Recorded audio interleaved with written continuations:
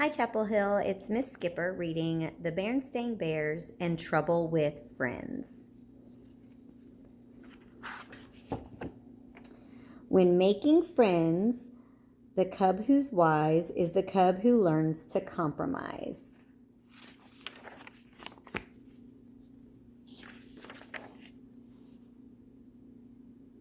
Sister and brother bear, who lived with their mama and papa in the big tree house down a sunny dirt road deep in bear country, were not only sister and brother, they were playmates, and they got along pretty well, most of the time. But brother was quite a lot older than sister, almost 2 years older, and sometimes he wasn't much interested in the games she wanted to play, especially when sister got a little bossy, which she sometimes did.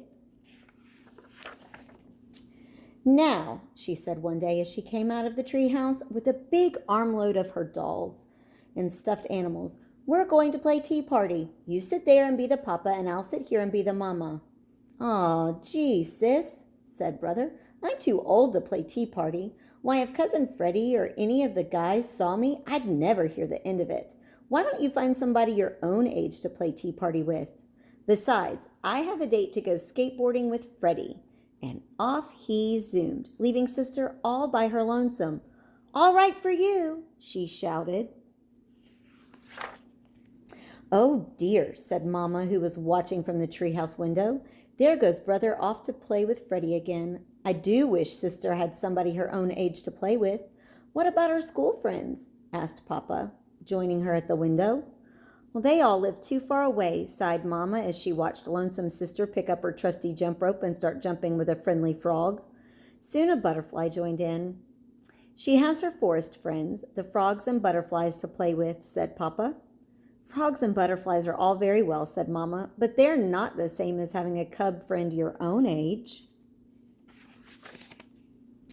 That's when Mama saw the moving truck out of the corner of her eye.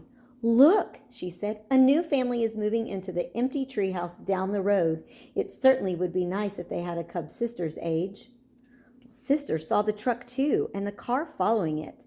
"Somebody's moving into the empty treehouse," she said. "I wonder if they have any cubs." And off she skipped down the road to investigate. The truck stopped at the empty house, and the moving bears began to unload it. The car pulled in behind the truck, and the new family got out. There was a mama and a papa and a little girl just about sister's age. Sister could hardly believe her good luck. Just what she needed: a little girl cub to jump rope, play tea party in house and school, and have all kinds of cub fun with.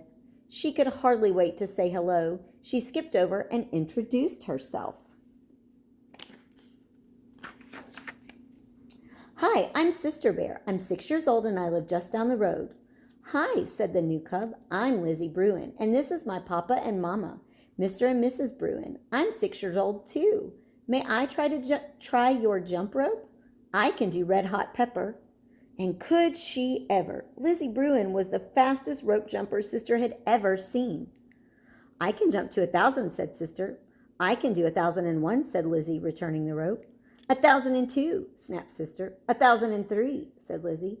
"Well, we'll just have to see about that. Let's have a jump off here and now," said Sister. "Let's not and say we did," said Lizzie. "Say, isn't that a playground over there? Last one there is a rotten egg." And off she ran with Sis doing her best to catch up.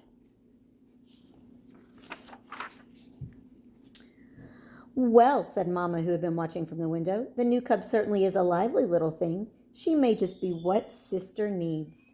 Sister and Lizzie had quite an afternoon. They climbed to the top of the jungle gym, rode the seesaw, pushed each other on the swings. They played tag, laughed and giggled, rolled down the grassy bank, and picked wildflowers for their mamas.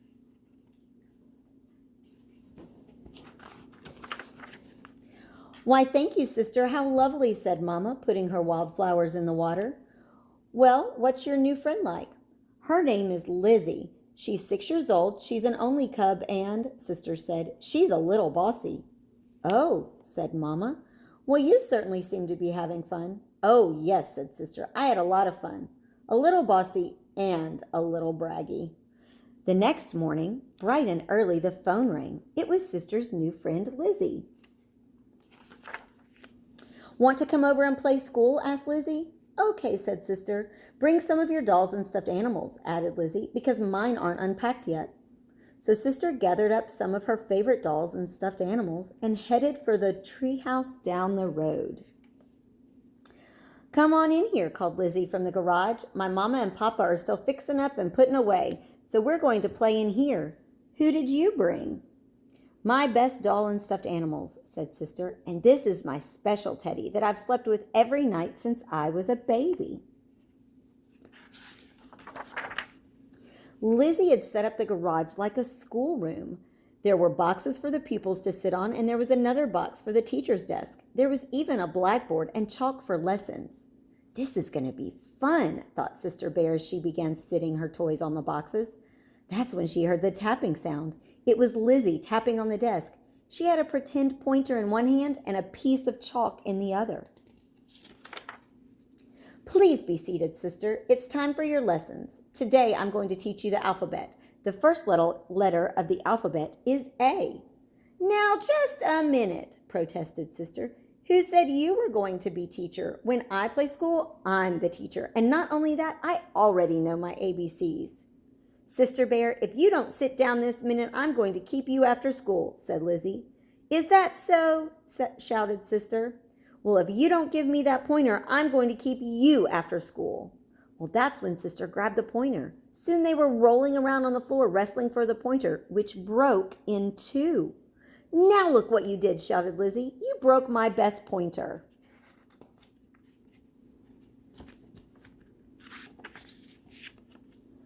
"I'm not going to play with you ever again," shouted Sister, gathering up her toys. "I'm going to take my dolls and go home." "Sister's mad and I'm glad," shouted Lizzie as Sister marched out of the garage. Lizzie's in a tizzy," Sister shouted back. "Back so soon?" said Mama when Sister returned looking like a storm cloud. "I'm never going to play with that Lizzie Bruin again," shouted Sister. "She's much too braggy and bossy. I don't need her to play school or anything else. It's much better playing by yourself. When you play by yourself, you can do what you want when you want without having to worry about that Lizzie Bruin." "That's true," said Mama in a quiet voice. "Of course, there are some things you really can't do very well by yourself." "Like what?" asked Sister. "You'd have a pretty hard time pushing yourself on a swing," said Mama. "And I'd like to see you ride a seesaw by yourself. Most games like hopscotch and jacks take at least two to play. And it certainly is nice to have someone to laugh and giggle with." "Maybe so," said Sister, "but Lizzie is much too braggy and bossy. Why does she have to be the teacher when we play school?" "It seems to me," said Mama, taking Sister on her lap, "that Lizzie isn't the only cub that's braggy and bossy sometimes. And of course, there's one thing you can do much better by yourself." "What's that, Mama?" "Be lonesome," said Mama quietly. And that's when somebody knocked on the door. It was Lizzie, and she was carrying Sister's teddy. When Sister took all her dolls and went home, she forgot her teddy, she said. "And well, I knew it was her special favorite that she slept with since she was a baby, and I thought she might miss it." "Why, thank you, Lizzie," said Mama. "That was very thoughtful of you." "Thank you very much," said Sister, hugging her teddy. "And you can be teacher if you want to," said Lizzie. "Or," said Sister, "we can take turns being teacher." "Terrific," said Lizzie. "Great," said Sister, gathering up her doll and stuffed animals again. "Last one back to your garage is a rotten egg." And off she scooted, laughing and giggling, with Lizzie scampering after her. It's just a great reminder to us that it's always best to compromise.